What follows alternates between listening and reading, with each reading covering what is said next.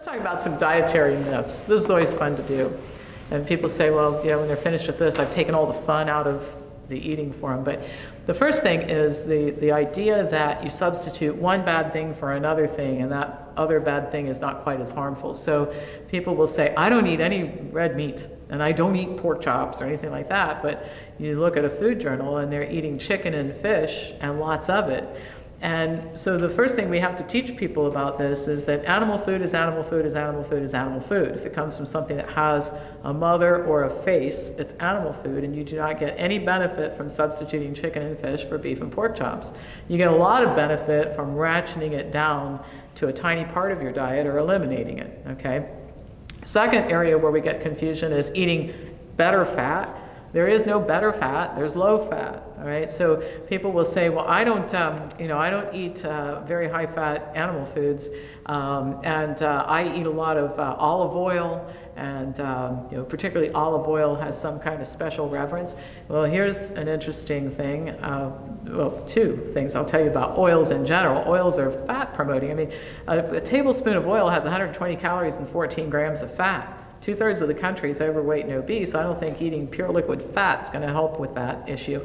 And we did this in the office one day, just having fun.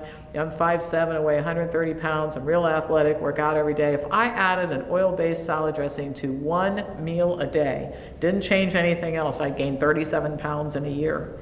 That's with olive oil, or any oil for that matter.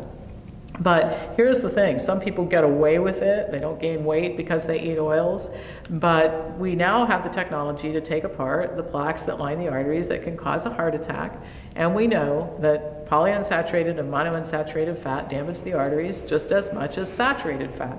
So you don't get any benefit from eating olive oil instead of chicken fat. It's the same thing in terms of how it affects your arteries. So, and then of course the myth of moderation. People say, well, shouldn't you just consume everything in moderation?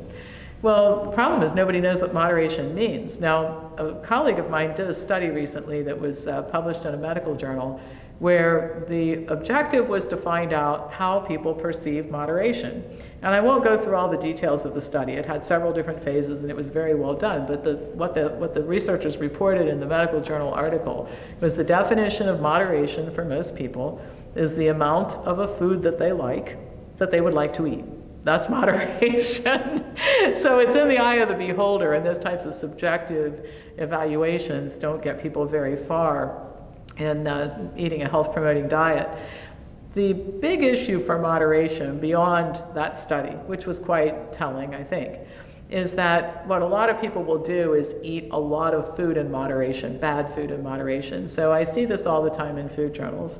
We only have pizza on Saturday night, and I can count on one hand the number of times I have fast food in a month, and or I don't eat any fast food at all. We eat all our fried food at home, and I make it from scratch. People have all these things that they do that they think make things better, anything but change to a health-promoting dietary pattern, and it's not their fault because nobody is telling them this, but that's the issue. And so the moderation is not the answer to this. And in fact, if you look at the history of the recommendation to use moderation, it basically came from, and still comes from health professional organizations who take a lot of money from big food and big agriculture, and in order to not make their sponsors mad, they basically say you can have anything as long as you eat it in moderation. But the people who are not sponsored by industry would tell you that that is a recipe for health disaster over time.